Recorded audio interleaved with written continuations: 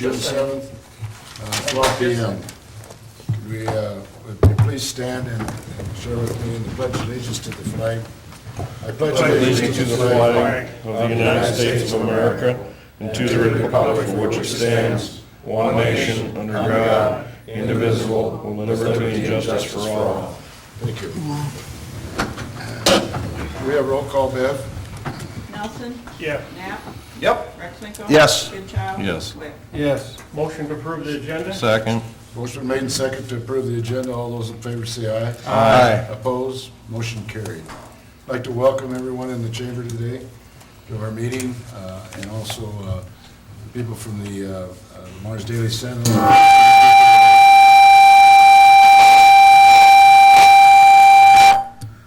Got it under control? I had to find the right one. Particularly you people that are watching over television today. Today we've got no, what do you call it? Close. Hearings. And so we're going to go right into general discussion. And Mike Donlin is here to give us an update on the Mars Foundation that we've been working on so hard. Mike? Good afternoon, everyone. I'm Mike Donlin, and the sometimes administrator at Flay Valley Healthcare, but now I find myself wearing a hat as the president of the Lamar's Area Betterment Foundation, which has been formed only these last few months, but has undertaken a real challenging but impressive campaign to do some community betterment fundraising for a list of projects that the city and a lot of community members put forward for us to work on. It began, as you recall, in late February with a wonderful kickoff gift from Wells Enterprises with a requirement to match a donation over their 7-year period, a total of $2.5 million match. And since then, we have followed up on leads that some of you led us to and developed our own list. The foundation board itself, the 9 of us, have been meeting regularly doing that business, but then another 12 or so people joined us and are now working to communicate about our projects and about our financial needs for people to make a donation. So, the number one goal has to do with securing that match and coming up with the other $2.5 million so that we've locked in that generous donation from Wells. There's other needs beyond that, and we're aware of that, but I'm happy to report that including the updates that I've been giving here periodically, we have now crossed we've matched half of that already. Just another $301,500 came in since my last report to you, which put us from the 40% up over 50% of what's needed to match the Wells donation. So, and that's just with a little more than 20 people saying yes with pledges or actual cash donations. There are far more doors that we're going to be knocking on than just 20 people to get the rest of the match arranged. We know that.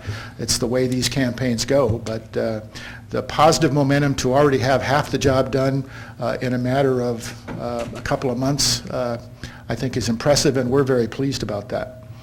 One of the tools that we developed in order to tell our story and encourage people to support this way of community betterment was done with the help of a lot of fun facts to know and tell about the projects from city staff and the committee members that had been working the last year and a half in putting this project together. But then our own Tanya Harpino, one of the graphic artists in town, got together with the foundation and developed the tool, the documents that tell the story not just about the foundation and what it's about, but what are these 10 projects that we want to start as projects we're going to advance community betterment. Some of you, because you're involved in one way or another, already have seen these, but I brought some in case you want to look. Just take one and pass, and I've got more if we need to. If you haven't seen it yet, I think it tells the story pretty well. And It's what we bring with us to call on people and tell our story, and then you can also see, I think we put some, a card that everyone who has made gifts so far has, they can fill out and use. Usually this is one-on-one conversations or at the kitchen table or over a cup of coffee kind of scenario.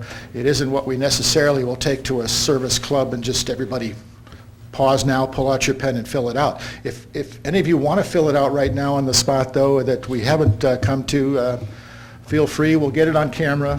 But if you want to wait and think about it, I guess that's okay too. The individual donations that we're expecting now won't necessarily be the $200, the $100, $1,000 pledges over time, but they'll be either smaller pledges and other things. Our consultant, Josh Faber of the Renaissance Group, has been guiding us through this process and keeping the committee of 20 or so of us on task and doing this the right way, in a classy way, and making it easy for someone who wants to help our community become an even more desirable place to live and stay or come to than it already is. I think that covers my basis, my speech or whatever. Is there any questions you have of me? I am curious about a couple things. First of all, you've reported you guys are doing a great job of fundraising, and I commend that. But what I'd like to know is there an account with money in it? I mean, we've talked totally about pledges, but I'm pretty concerned about how some of this is going to be paid for. Pledges are great, but when we actually start spending money on projects, I just wanted to know What that process looks like. what that process Sure. looks like. Every single one of these projects, 1 through 10, has a grant application to the foundation in place. The liaison members that don't sit on the foundation formally, but Scott and Jason and Dick and Christie, Neil Adler, Christie, I believe. maybe. She- She had been in the earlier formation of this, mostly keeping notes. Anyway, so then those liaison come to us and say, here's what our need is and what the actual cash flow situation needs to be. We compare that to where things are coming in with the individual grants, and then we can work out a timeline for how that money flows. There's $62,000 that has been received so far that will be the first stuff we dole out in support of some of these projects, if that's a more specific answer to your question. A lot of the big pledges start later this year. So there isn't going to be, once we get the initial flow going, it's going to go steadily over a bunch of years. Lots of 7-year pledges that we'll have to work out a spreadsheet for. But that ball is, the way we think about it in the foundation is we are restoring an expense that the city's made for one or more of these projects. Plywood Trail's a little different that way. But that's my sense of it. That was actually my next question, was the Plywood Trail. I understood this fundraiser to be a community betterment project. Yep. And the Plywood Trail clearly gets outside of our city limits. Yep. And I'm not opposed to the city participating in the Plywood Trail, as I understand it.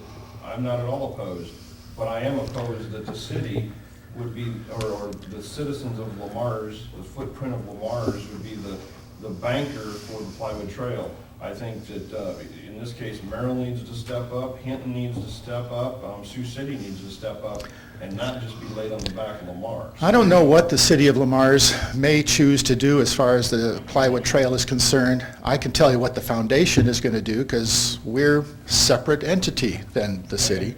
And this money reflects people who feel otherwise and supportive of that effort to be the spark, I guess I better call it. There's 30-some miles in this thing. The kind of target we've set for this is the first mile. We haven't even gotten to NIPCO kind of thing. So we're keeping this local flavor of it when we describe it that way. I'll speak towards the city. It's, the Plywood Trail is not a city project, will not be funded by the city, so whoever came up with that, that's their assumption, but it's incorrect assumption. We have not received their application. The foundation hasn't received for that piece of it. We know it's coming. I don't think I made that accusation, did I? You said that the city of Lamar's would front the project? Where did that come from? Well, we're gonna get to that when we get to bills, and I see that we're putting out a pretty good chunk of change in our bills out of our budget that is Lamar City funded, and the community library, or excuse me, theater, purchased through city dollars that haven't been, so it is community funded. No, I'm speaking on the Plywood Trail. I know that, but the two, all I'm saying is if we have expenditures coming out of our general budget to pay for these projects and then get reimbursed by the foundation, then we are funding it. Based on the deal you just received, projects 1 through, well, I can't go in order, 1 through 6, skip 7, 8 through 10, those will be fronted by the city, paid for by the city, show up on your list of bills as we have the expenditure. And the application that Mike just talked about, we've already applied to the foundation for reimbursement of a foundation grant to the city to cover the expenditure of those items, okay? So again, I want to repeat, it's projects 1 through 6, skip 7, 8, 9, and 10 would be funded by the city, paid for by the city initially, and so therefore it will show up on your list of bills. The current list of bills that you have before you today has a $253,000 expenditure for the pond dredging. That's item number 1, is a partial for that project, okay? So we will front those dollars because those are city projects. We've applied to the foundation to get reimbursed based on cost estimates. As we do the projects, the actual dollars may vary. I mean, you know, that's how it works, so. But there'll be about $500,000 so far that we know of in these pledges coming in every year. And our commitment, our mission, our accountability to ourselves is to see that this stuff gets done. And I appreciate that, but there's absolutely no, that I'm seeing, there's absolutely no checks and balances. You take your committee and you guys come up with these projects and you okay spending of dollars, and then the city's being asked to back those dollars up out of our budget. And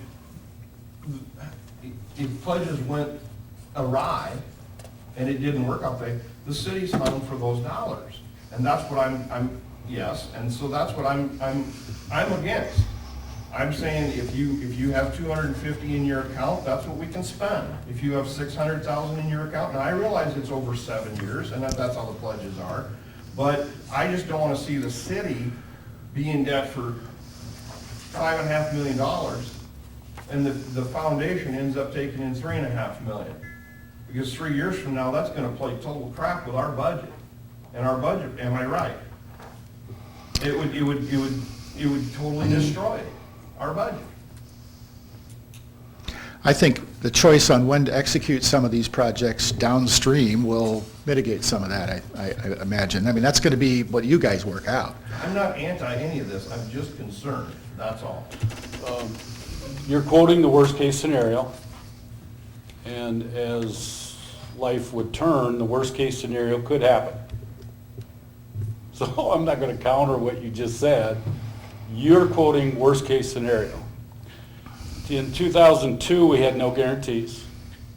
By 2003, we had pledges. Those pledges went over a 10-year period. Once again, we had no guarantees. We, the city, you as the council people, turning the clock back, 14 years, made a decision for quality of life purposes. We're going to proceed with the projects. We're going to fund the projects, and we're going to actively pursue the pledges and make sure that we collect them so that we can reimburse ourselves for the costs. CBP 1 worked out. I think Dick was quoting, I think it's a right figure, 98.5% of all the pledges the first time around came in. Over 10 years. But it took 10 years. So there was a negative on the books for that period of time until we collected all the contributions. I suspect that the same thing will happen here, and I will go on record as saying I'm 99% confident that the pledges that we've already have, and Mike just quoted 50% is matched of Wells. So when you take Wells's plus the 50%, we already have in pledges 3.8 million-ish. And 3.7815. there's the actual, so I can take my ish off. So we have those in pledges, and I have full faith, full confidence, like I say, 99% sure that we can spend nearly $4 million on projects right now, and they will in fact be covered. Okay, I wouldn't lose a bit of sleep over it. I'm good with that, but explain this to me, between Rex and you. Where does that money come from? Is the city borrowing the money? From itself. From itself? Internal borrowing. So we are borrowing it from ourselves. That's my nervous spot. If you look at the city funds, we've got something like 14 million in just 42 different funds or 32 different funds or Okay. something like that. So we are sitting on the money. Well, it's sitting at I understand. Prime Bank, American Right. Bank, Kingsley Bank, Right. All four. all four, thanks. And one to counter what you've said and what Scott said, the reason we asked Wells to do 7 and we've asked people to match 7 is because it was a long time to get 10, to Okay. get your money back. Okay. So we wanted to bump it up if we could, and because Wells gave us the 7-year deal, we went out to all the banks and It became kind of a everybody else benchmark, yeah. with the 7-year match.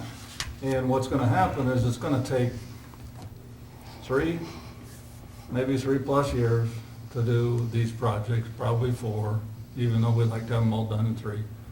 And therefore, we're only gonna have a window of spending of some other fund that currently we're getting at 1% money in the bank. We spend the money and then we're gonna get it back and we're gonna pay it back.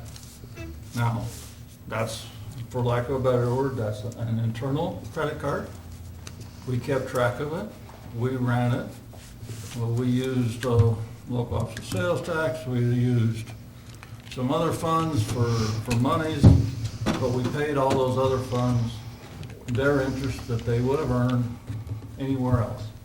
We just didn't go out and do a bond deal because we didn't think it was necessary to do a bond deal since we're gonna get paid back in a short period of time. Okay. So as long as you and the council sits there and votes on the appropriate level of these projects, that we're not spending 2 million on something that was budgeted at 200,000, as long as we spend an appropriate level on these projects, Mike and his army of suitors is gonna go out there and raise the money to pay for it. Okay, that's all I'm looking at, is when I, Right. budgets, I know, I've been around a little bit to know, and when we start talking these kind of dollars, I just wanna know how they're coming back, that's my concern. I don't wanna pour water on anybody's fire, that's not my goal here, but I just wanna make sure that that we're covered, that's it.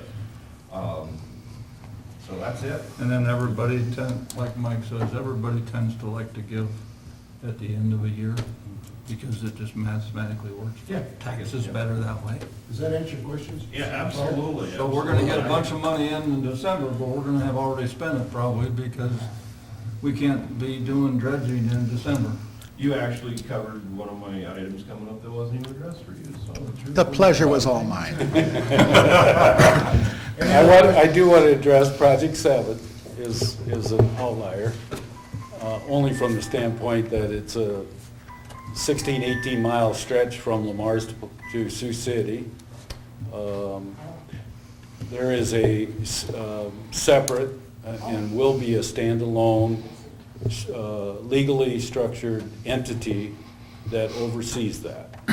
And it will be known as the Plywood Trail group that will be doing that, and it'll be structured under 501c3, and it's being worked on and has been worked on for a month or so.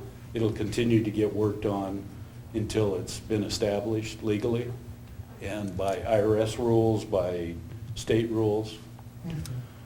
And it is fully our intent as the Plywood Group to have all those communities that you voiced to be a player in it. And so far, they are. Outside of this foundation, the need of that group was to do some engineering work. Slowfield Engineering locally here was hired to do it, and that was funded by the combination of 5 communities and Wells Dairy. And so 100% of that funding is already in hand to pay for the engineering. And the engineering was necessary just to come up with a design of the route so that we know what we're talking about. The 5th community, by the way, is Sergeant Bluff. Sergeant Bluff, I assumed they were too. Yeah, they're all in. I thought that they were. City of Sioux City, Hinton, Merrill, Lamar's. Yeah. So, Question on that, Scott, that I've got, do they have their own board of directors, separate board of directors? yes. That's, I just wanted to make sure that was. And we have several members of our community on that board. Oh, Yes. yeah. Okay, any further questions for Mike on this? Come back and visit. I'll be back in a month or so, give another update, and Yeah, we appreciate your what you're doing, we appreciate the updates on this. too. it's nice to have something to do. Well, I know. Thank you, Mike. Thanks a lot, Mike. Okay, moving on to any other general discussion? If not, we'll go to citizens. John? No, nothing. Nothing. Thumbs up award? Everybody? I have a comment about the new road out at the park. Good. Lots of nice compliments. Just make sure they do something to get the edge off of it, so they don't fall off and hurt themselves when they're walking. Can we answer that one? Are we gonna, What's been done thus far is the inlets have been removed down at where that box culvert is. The box culvert has been extended. The damage caused by that OWI person has been fixed. We ground out some of the loose material of the old asphalt, and that was leveled in with new asphalt. And then we put in a leveling course to make the crown more appropriate and ready to receive a white top. white top? And so we're out soliciting prices for a white top of that same stretch. On that park, Pole Park Road.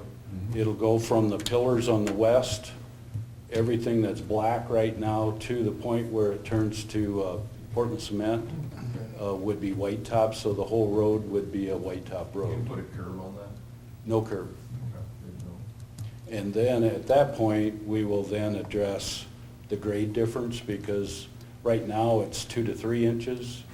After the white top, it'll be more like 7 to 8 inches. And so some earth fill and some new grading and some new seeding would be put along there. Answer your question? Rex? Nothing. I got a thumbs up award. It's called Color Me Sweet, and they did a pretty good job on me last Saturday.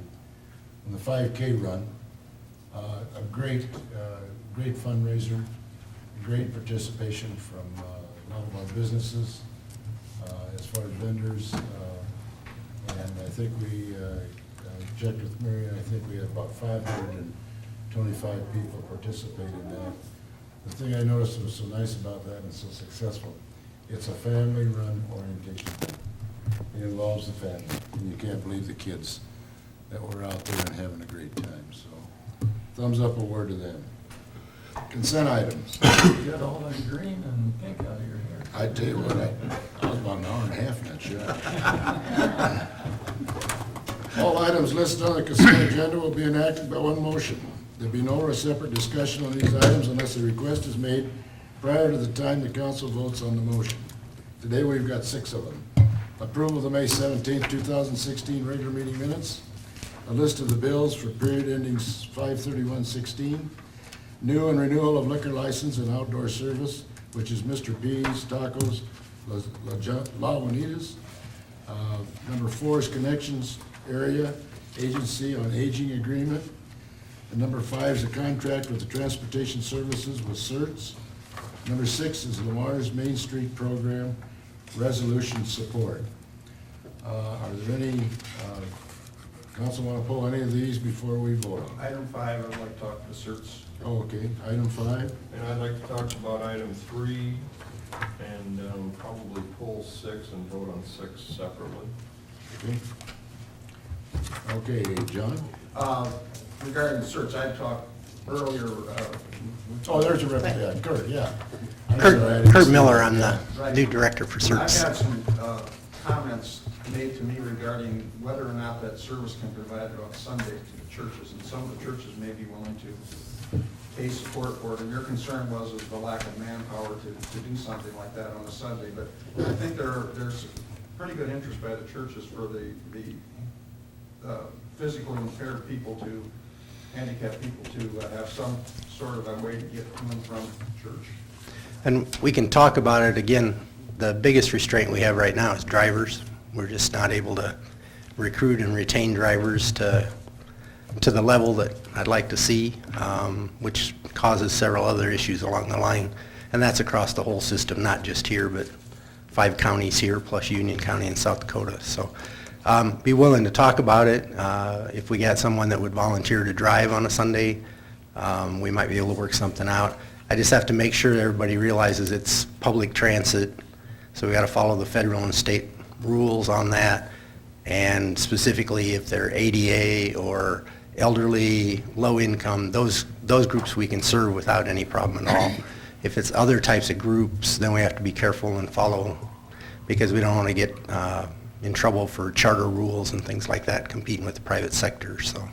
And at least 2 of the people that I talked to about it were, I think, pretty much said that the churches would be willing to consider participating in the costs of that, so I'd sure like to take a look at it as a possibility for expanded service. And if you want to get a hold of me later, we can talk about it. Specifically, if I talk to the churches and see what's there, and then maybe poll my drivers and see if any of them be willing to volunteer to work those extra hours. Okay. I had a couple of nursing homes contact me also about, is there a change in policy as far as picking up patients for appointments, 24-hour notice versus shorter notice? There's no change in policy. That policy's been there, I think, as long as CERTS has been around. Across the whole state, the rural systems all have similar policies as far as demand response. We're a bus system, so we're taking reservations a day ahead of time so that we can try to schedule and get everyone we can on a bus and get them all out there and back tomorrow. Dispatching-wise, we implemented tablets back in September in every driver's hand, so now he has an automated dispatch system, and we're working with the software to try to get that to be more efficient by loading those rides in a day ahead of time and getting it to coordinate so that bus can pick up as many people as it can without crisscrossing the town and going around with only one person on the bus. So for several reasons, we're trying to make sure everybody follows that guideline. Now, we do call for pickup when they have a medical appointment and they don't know what time they're going to, be done at the doctor or the medical center or whatever. So we'll fit those back in as a call for pickup after that appointment's done.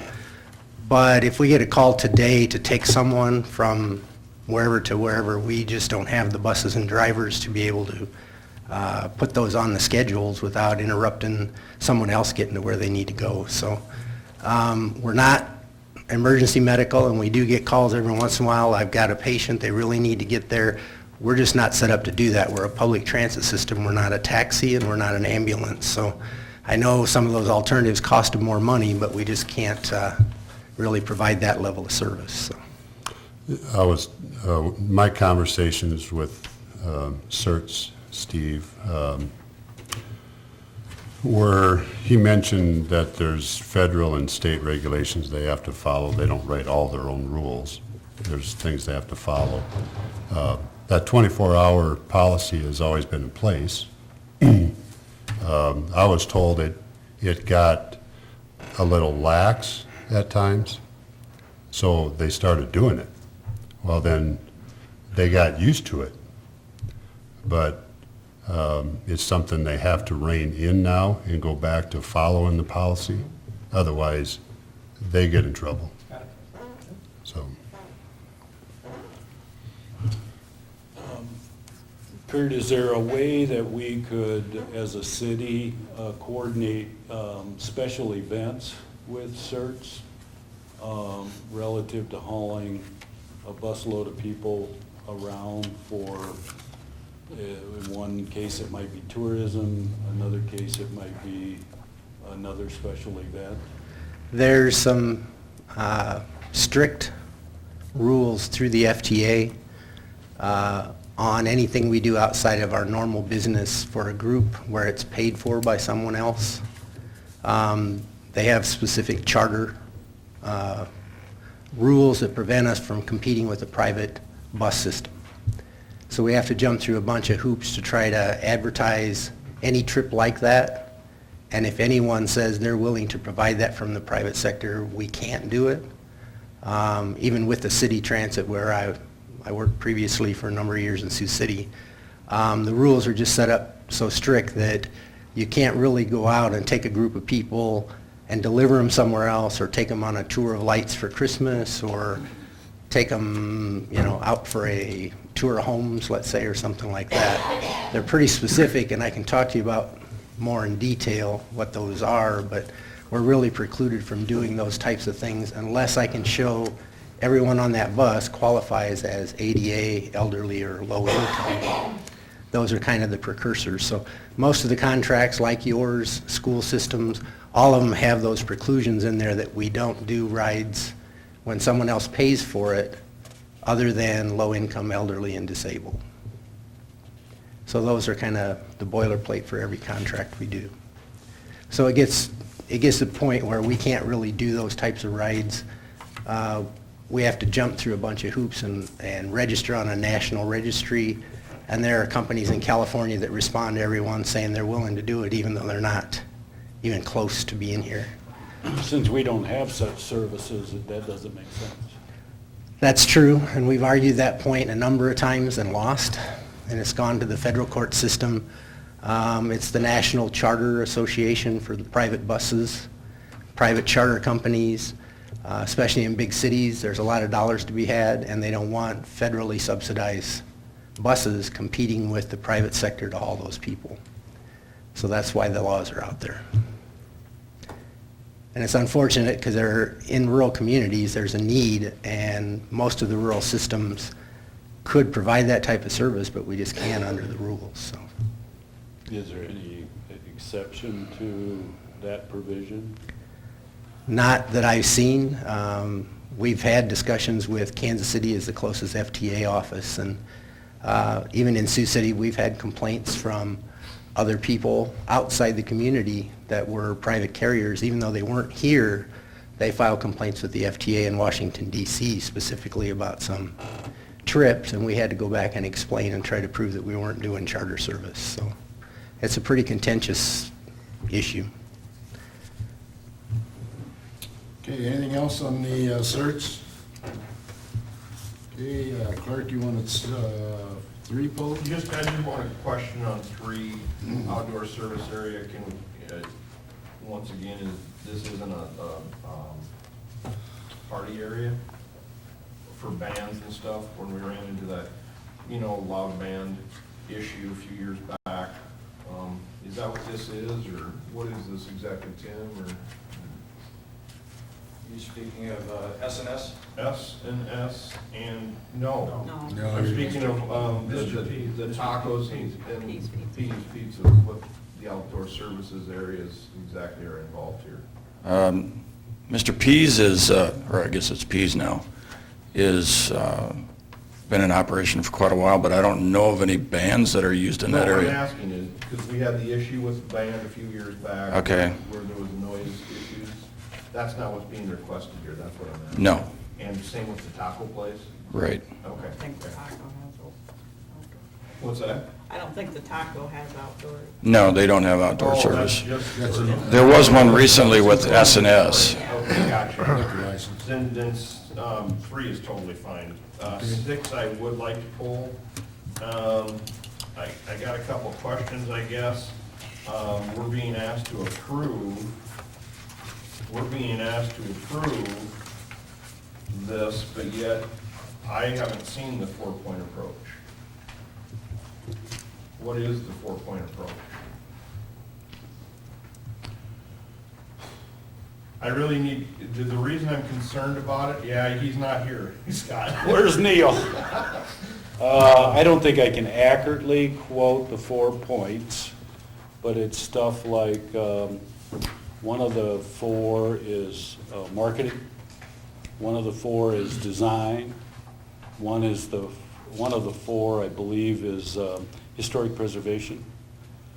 And the 4 points is just a statewide Main Street program on how Main Street, Iowa program cities must act if they want to stay in the Main Street, Iowa program. So if you want our city to belong to the Main Street, Iowa program through IEDA, and that's one correction I have, Mayor, is the resolution is incorrect, I believe. It states the Iowa Department of Economic Development. That's the old nomenclature. It, instead of IDEA, IDED, it should be IEDA. So it's Iowa Economic Department Authority, IEDA. So and that occurs twice, once in the first whereas and the second time in the second whereas. So those 2 need to be changed. Then back at the 4 points, if you want to be a Main Street, Iowa program city, you need to do the 4 points. There's a committee established on each of the 4 points. There's a separate committee for each one of those.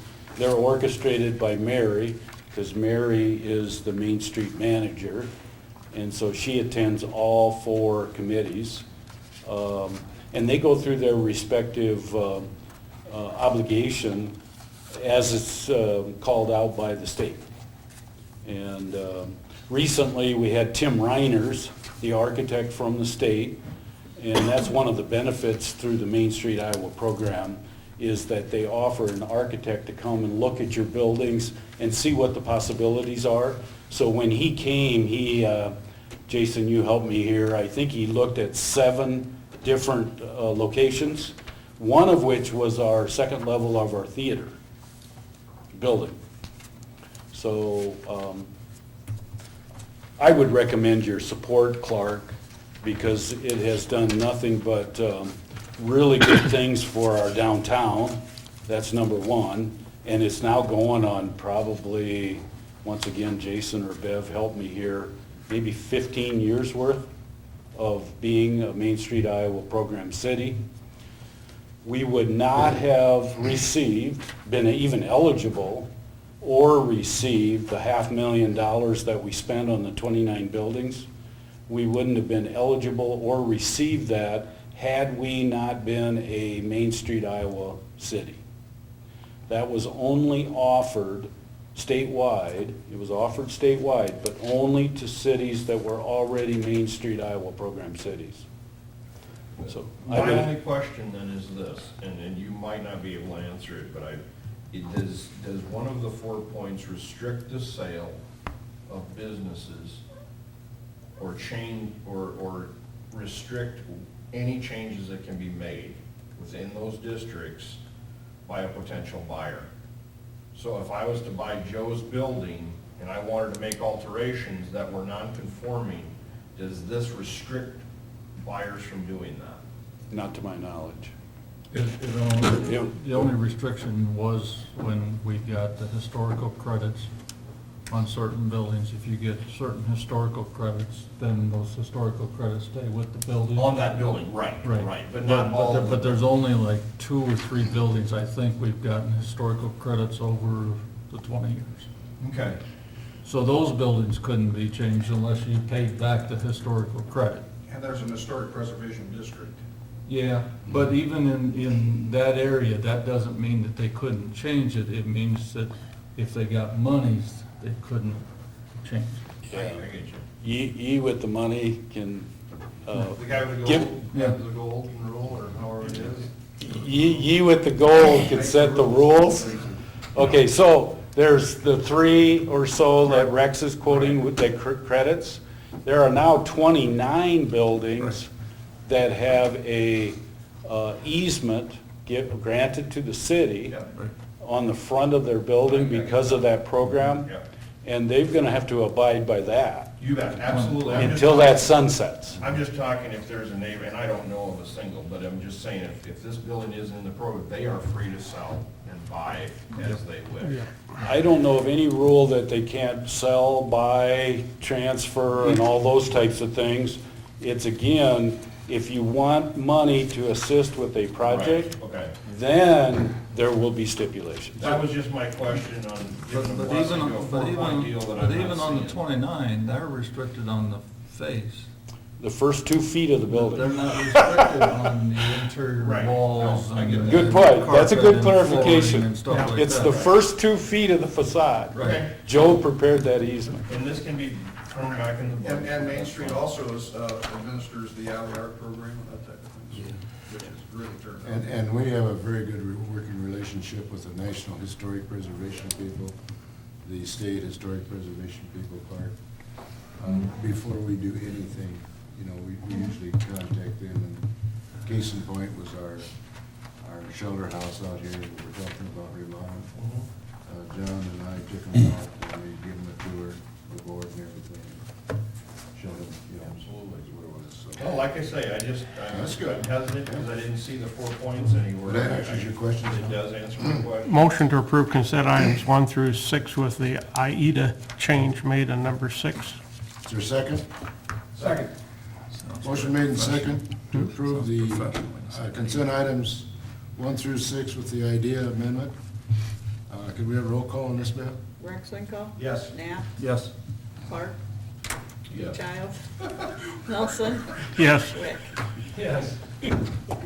Motion carried. Where'd that come from? Every once in a while, she wants to trip somebody up. Doesn't take a lot. Just want to keep Looking it around for Clark. Just want to keep it all off balance. Okay, moving on to the action items. Number 1 is the 2016 water main improvement projects. Award of the contract.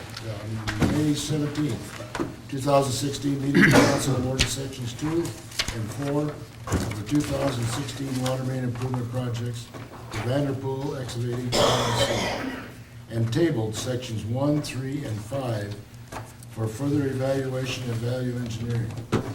The 2016 water main improvement projects consists of the following.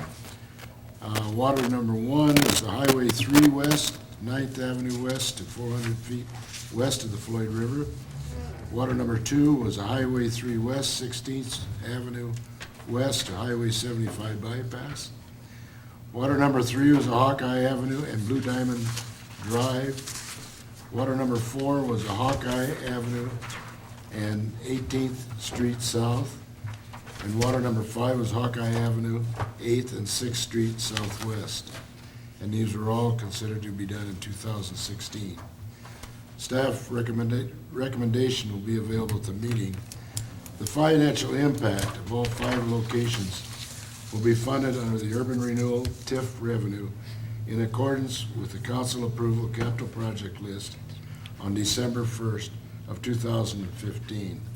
And Scott, you want to bring us up to date in Yes. regard to the what we've done so far? Last time you did award, as the mayor just read, sections 2 and 4 to Vanderpool. You tabled 1, 3, and 5. We can't do, prior to award or rejection, we can't do a significant amount of conversation or negotiating with a contractor, so we didn't do that.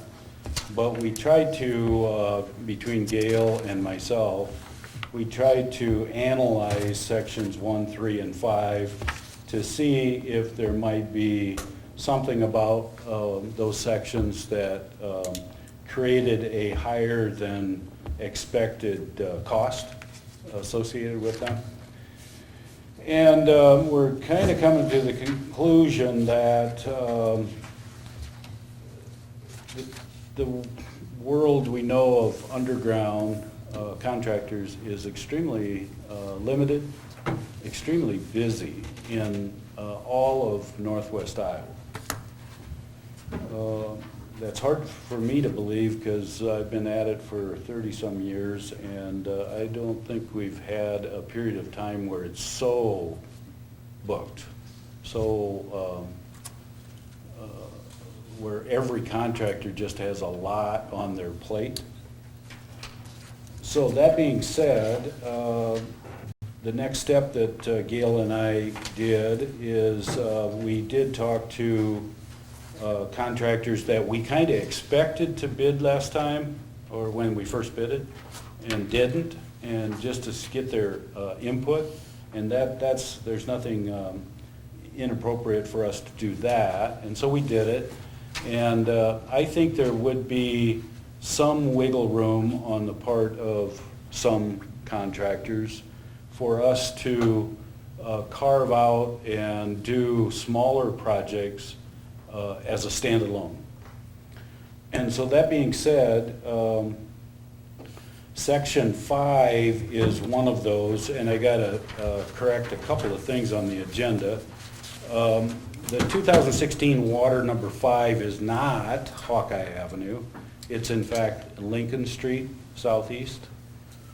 And then under financial impact, there's 4 of the locations that would be funded with TIF revenue, not 5. The 5th one being Lincoln, which falls outside the urban renewal district, therefore TIF is not eligible. And Lincoln would be funded by water improvement funds.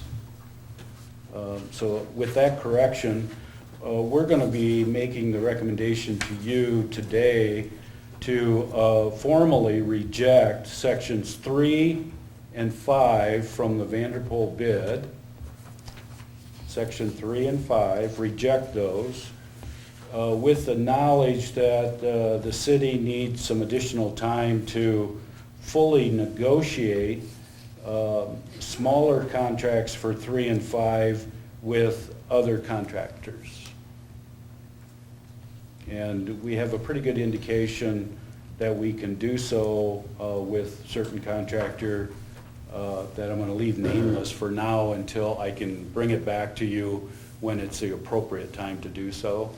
I just don't want to divulge at a time when we're considering another bid. And we can fit it, it's a little more than what we originally thought, but it's certainly substantially less than what the Vanderpool bid is. And that's the reason for Gail and I making that recommendation. So reject 3 and 5. With that being said, and after even further talk with Rex and so forth, we think we should recommend a further award to Vanderpool on section 1 Section 1 is about 40,000 more than what we thought it should be, but in looking at that, that is going, as the description implies, underneath the river, and that is needed for safety and reliability of the water source on that side of the river, and so we do believe that that one should get done sooner than later, and by rebidding it, I don't feel at this point that we would get a much different bid than what you're looking at here. So although it's more money, call it, we misestimated, we internally. So I would recommend that Section 1 be awarded, Section 3 and 5 be rejected. One question for you, Scott, is do you feel that there would be any jeopardy of having, good quality work with two different contractors on the same project? Not in this particular case, because the reason they were set up on Sections 1 through 5 inclusive is because they're in 5 different locations. And as a result, we won't have contractors on top of one another. But they tie together, they all tie together. The only reason they kind of tie is because it's all water main. Right. It's all underground, it's all water Right. main. Well, if you're confident that it's a good working relationship, then and quality's not being jeopardized, I'm all for it, so that's not a problem. Yeah, I'm confident about that as well. Do you have a shot in the dark as to what kind of savings you're looking at, or not? Section 5, 20,000. Section 3 at this point, with not all of the facts known, probably close to 75,000. Okay. Full $100,000. Yeah, it'd be substantial. Okay. Any other questions? I make a motion adopting resolution number 16-21, awarding the contract for the 2016 water main improvement project, section 1, to Vanderpool Excavating in the amount of $87,700 and formally rejecting Vanderpool Excavating's bids for sections 3 and 5. There's a second? So moved. Motion made and second, adopting the resolution number 12-21. 1621. I'm sorry, 1621. Thank you. Awarding the contract for the 2016 water main improvement project, section 1, to Vanderpool Excavating for the total of $87,700 and rejecting the sections 3 and 5. Can we have a roll call on that, Bev? Wick, Yes. Goodchild. Yes. Knapp, Yes, Marcinko. Yes. Nelson. Yes. Motion carried. Thank you. so we've got a couple more projects still to go through this. That's Schuster's new addition, right? And then Crescent Ridge. And if we're gonna get those done 2016, we're gonna get those out next month for bids and stuff? Dogwood is already designed and in review. It's on my plate for review, Okay. but the plans and specifications are created, and we're still creating the plans and specs for Crescent Ridge. And there's 2 people gonna be building out on Crescent this fall, from what I understand. Are we gonna be able to tell them elevation of the road and sewer so they can make sure the connections are done right? Yes and yes. Okay, Road, sewer, and where the water is, et cetera. good answers, thank you. Okay, moving on to discussion. John?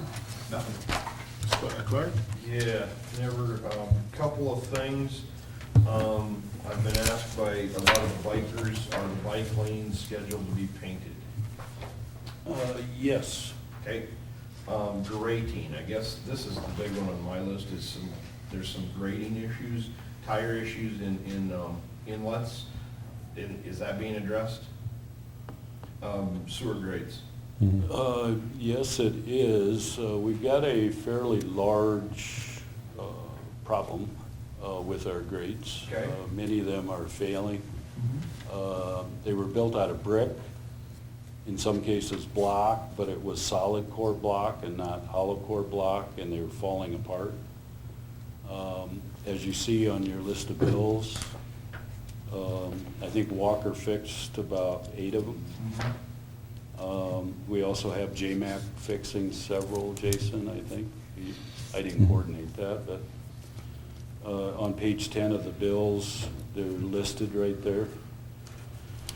And the heavy cost for replacing those is showing up on your list of bills.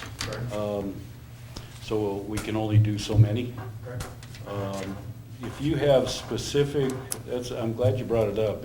If the council members have specific locations, you know, we do have 78 miles of road, and wherever these grades are, we gotta come by them either by complaint or by staff seeing it. And if we're not on all 78 miles of that, it's hard to identify. So by having, you know, 6, 7 more sets of eyes out there looking, please let either Jason or myself or Scott Knight, and he's probably the first one that should be on the list. Let Scott Knight know your location on where you're seeing a problem so that we can address it. Can I, and this might be a legal question too on that, would there be anything wrong, Scott, if we're doing them in a timely fashion, we're doing them as best we can, we're doing them as we can afford them? Would there be something wrong with painting them yellow, the ones that we're getting to? Because I know of one accident where a little girl, she didn't get hurt, she flipped over. And it was brought to my attention, you know, and everything was fine, but a tire went down in, so, and I kind of wondered about the cost and all that, so I thought, what would happen if we would just take and send one of our maintenance people to paint them yellow with loud street yellow until we get to them? And then we know the location, but we're also throwing a flag of warning up to citizens who are biking down there going, there's a couple yellow grates on here. A true, you know, so I'm just kind of curious about that. So Scott was talking about having to rebuild the intake, and now you're talking more the grate being open, or you get a tire in it. I think we're talking about the exact same thing, because when you pull that grate, right? Am I? Well, the ones I'm talking about are the ones that the grade is sinking. Right. I'm talking about the gaps in tire gaps. If she was on a bike and she flipped over, that's because the old-fashioned grates are, quote, not bicycle friendly. And they have the slits parallel to the gutter line. Right. That's great from a flow carrying capability, but it's super bad from narrow tires on bicycles. Right. And so all new grates will be on that 45-degree angle so that tires don't fall in there. Okay. The city's fix from even before my time, so we're talking 30-plus years ago, the city's fix was to go around town and weld little metal cleats across those openings to narrow up the slit length so bicycles didn't fall in it. And you can't believe how many of them are still around. And they suffice because it keeps the wheel on the surface and not falling. If any of the council find a grate that don't have the cleats but have the parallel slits, boy, let us know immediately. Okay.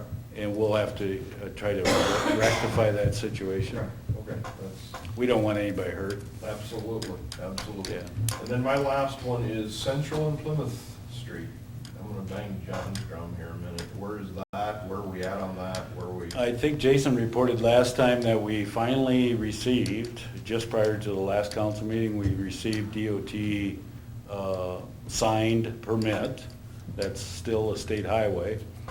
And so now we're out seeking contractors to build it. And so we just don't have those accomplished yet. And a follow-up question is, we can't shut that highway down when we do that, right?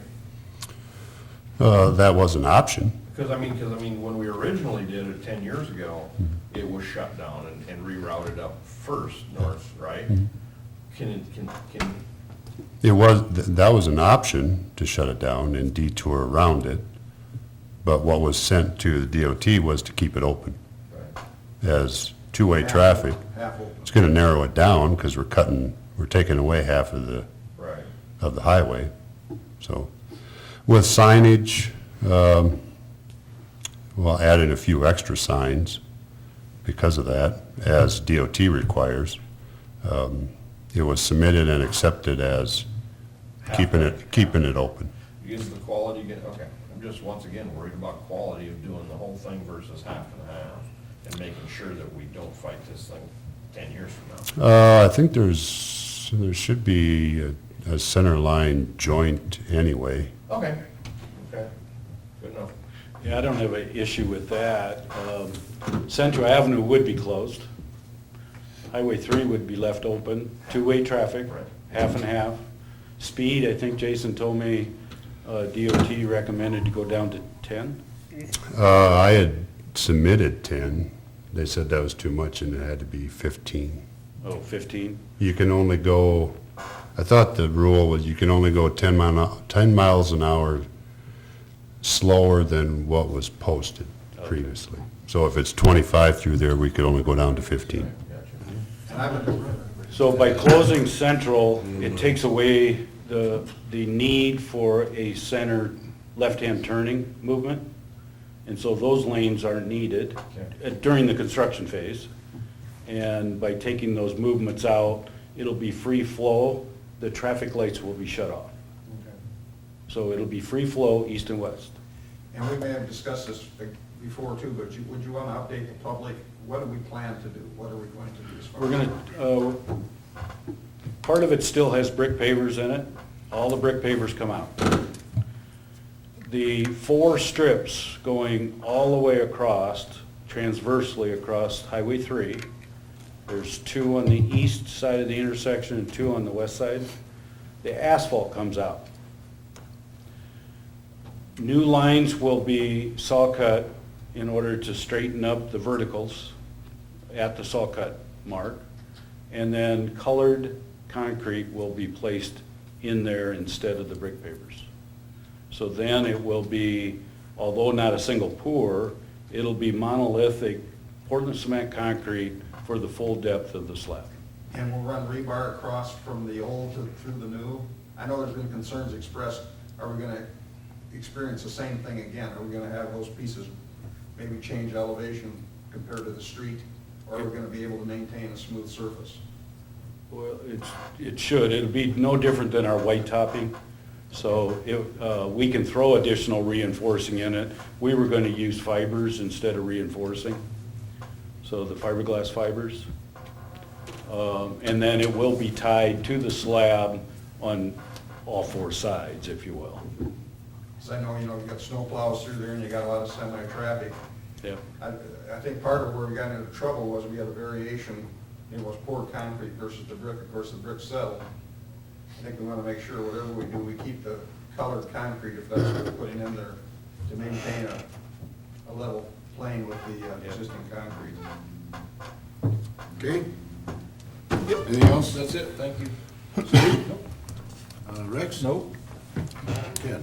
I only had one comment, and that had to do with an editorial comment about the cemetery not being mowed for Memorial Day. And I'm going to correct that because I was out there Thursday, Friday, and Saturday, and that cemetery was beautiful. So I don't know where it's sour grapes or what it was, but there was no problem with that cemetery not being mowed. It was in great shape. So that's my only observation. I went up also, and it was mowed appropriately, and went up repeatedly. And Mr. Von Hagel is keeping up with it from my perspective. I did hear 2 complaints from the one out north. And I think where it was at, it was between those rains. And I think it was 2 days before Memorial Day that the complaints came in on the mowing. I also drove up to the Memorial Cemetery here in town, and I see nothing wrong with that one.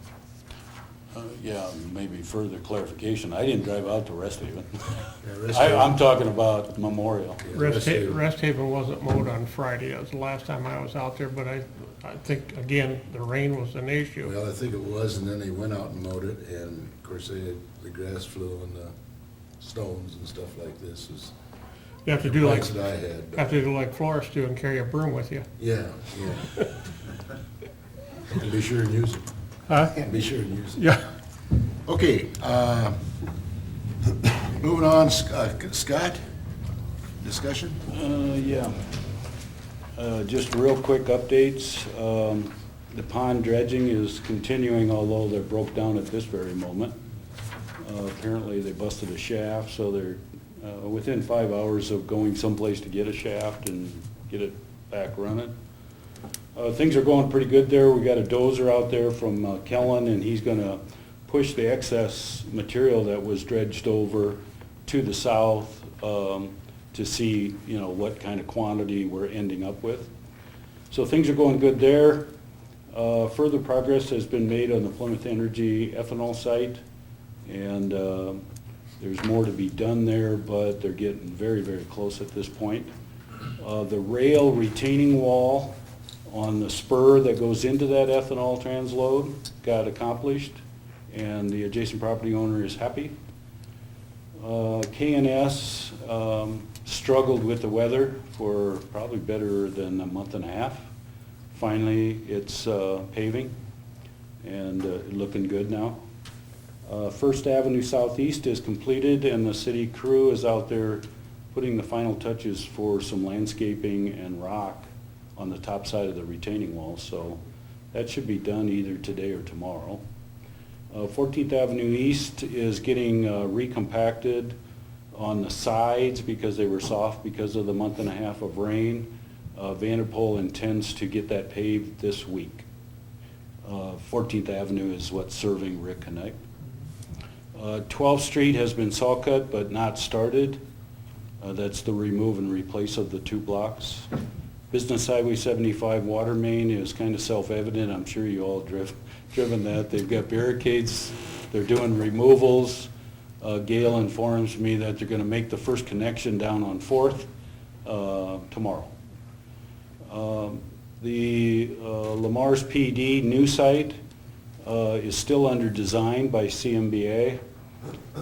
Mid-America has accomplished the relocation of the 3-phase power. Dale Kellen has accomplished the demolition. No more demolition will occur until such time that the architect gets a contractor. And then some additional relocations of the sewer and water are being planned, part of which would be negotiated under this water main contract. But the sewer department is also figuring out how to get the 2 sanitary sewers relocated. As I mentioned, the box culvert has been completed. Park Lane has been asphalt overlaid. The city cemeteries, I think there was 10 blocks. I might be wrong on that number, but anyway, anything in Memorial Cemetery that was still gravel is now asphalt. And it looks good. Knife River, we negotiated a contract with Knife River. And Knife River, by the way, did Park Lane. In preparation for the 23 blocks that we bid under asphalt overlay, between Walker and JMAC, pretty much taking care of the full depth remove and replace so that they're ahead of Knife River on the asphalt overlay. Knife River indicated to me that it would be probably the last week of June that they would come in and do that overlay of the 23 blocks. So that's acceptable, and it's within the time frame that Do they we... have an estimated length of time on that, Scott, for those 27 blocks? Couple weeks, or? You know what, he didn't really say that, but that would be my guess. It would be probably less than 2 weeks. Okay. Theoretically, they could probably get it done in 2 days if it was 100% good weather and everything went well.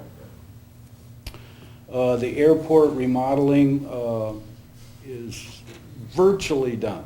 That includes some exterior, but 100% of the interior of the terminal has been remodeled. I think Ken and John and Dick have all seen it because we've had some advisory meetings out there, and that includes the furnishings, so Very nice. it is looking very nice. There will be, excuse me, there will be some signs put up. I was just gonna mention that, we do have old school signs hired to fabricate signs, and through Brad Epling's office, he will get them mounted. The final work on the remodel of the convention center is being done as I speak on the balance of the upper level for the doors going out to the deck. I think they're working on it today, and so that should be done in fairly short order. A new sign to replace the old sign at the golf course. That's the sign that as you come pulling off of Highway 3 onto Park Lane, go over the railroad tracks, there is a sign to the right-hand side. It's kind of covered up with the grasses. That sign will go away, and a brand-new sign put up just north of that same location. And so we've got that coordinated. We already talked about the intakes. I was going to bring that up. I was given notice dated June 1st from the United States Environmental Protection Agency, who did follow-up tests on the Highway 3 PCE pollution problem. And they tested the indoor quality of this building that we're sitting in, and both are determined to be not detectable for PCEs and TCEs. That's really good news. That's good news. Yeah, especially since you're working here. I know, I was worried.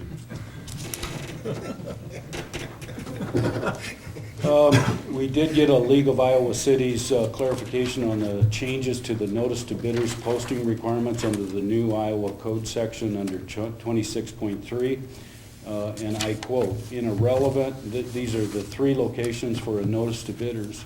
In a relevant contractor plan room service with statewide circulation. 2, a relevant construction lead generating service with statewide circulation. And 3, on an internet site sponsored by either a government agency or a statewide association that represents a government entity. So I think all I mentioned to you previous, because it was fairly new, is that the legislature said there will be 3 locations to give bidders notice that you have a project coming up for bid. Notice what I didn't state, Lamar's Daily Sentinel's out of the picture.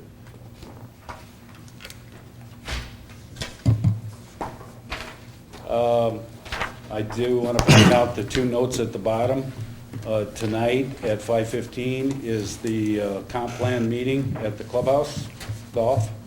And Thursday night is the Northwest Iowa Municipal League meeting out at the clubhouse. That's all I have. Oh, you could be there. That it? That's it. One question, the Business Highway 75, I know eventually we're gonna white top it, but there's some awful potholes in there yet. When we have hot material in town, are we gonna catch some of those? Yes, Scott Knipe and I talked about those, and it's a matter of freeing up men to do it And getting the holes dry? and getting holes. There's a Good couple point. on Central Avenue too, that are really, What block? That same intersection. at the corner of. 9th Street is one. 9th Street and Ninth? Central Avenue, there's a couple of nasties in there.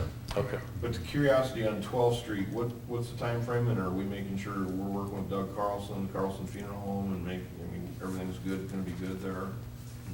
Yes. Yes, we're working with them, and everything is going to be good. The contractor did ask, and John also talked to me about this. They did request to take away some of the phasing, and we said no. Short answer, no. Remember, we were going to do it Absolutely. in 3 separate phases so that we kept Second open, we kept at least one of the two driveways open for the Carlsons, and we split the driveway for fire station number 2. After all, fire station number 2 is our only location for ambulance. However, I told Scott tonight, we need to get 100% done with the retaining wall on First, because when Vanderpool busts into that, I don't want any obstruction of an ambulance. If they want to go north, they can go north. And that's 100% functional. Would it be possible to park the ambulance out at the city building for a short period of time? Well, again, Clark, I don't think it would be necessary, Okay, as okay. long as we've got one solid exit that's not going to be obstructed. All right. And then we've got the second one, which is 12th Street, that will have some obstruction to it, but they will be able to go south and west in one phase, and then when that phase is done, they'll be able to go south and east. Okay, okay. Yeah, So, and I've already talked to Bill Rosacker. He thought it's workable as long as the lines of communication goes to all 26 of his people, because it's always different drivers. So all the drivers need to realize what to do in the event of what they see. So if they see it open to the west, you're gonna have to go west first Right. before you go east. What you gotta remember is Vanderpool is only gonna be in town for the next 100 days, 12 hours a day. So he's already on Scott's favorite list. Maybe he doesn't wanna be, but he already is. So we're gonna know when things are happening. We're gonna keep Bill and those people. But if they can go out Yeah. the backside, just like what the fire truck goes out the backside, is really just as efficient, as long as that retaining wall is completely done and there's no tree overhangs or nothing. Because even right now, it looks like the trees are a little low in a few areas if you're gonna try to run a truck down that thing and turn right away. Well, in Murphy's Law, Correct. you guys all know, so worst case scenario, speaking of worst case, I didn't want a backhoe sitting in that lane when the Right. fire call the ambulance call goes out, and Vanderpool is in the middle of setting up barricades, and he's got a pickup parked in the wrong spot. I can see that happening. Yep. So it's gonna take some serious monitoring, moment by moment, hour by hour, to make sure that the combination of Bill and his people and our people and Vanderpool's people are doing the right thing at the right time. But we'll try our best. Well, I'm not worried about Shipper and his boys. They'll just drive right across it anyway. They'll get out of there. I'm not worried about them. The ambulance guys are a little bit more careful about driving. Well, and we probably need a little bit more police patrol, just at least periodically go through that mess to see that everybody's doing the right thing. I don't know. Okay. Okay, at this time, this will be the end of our council meeting, and we will go on into closed session. So can I get a motion to go into closed Make a session? motion to enter closed session under Iowa Code 21.5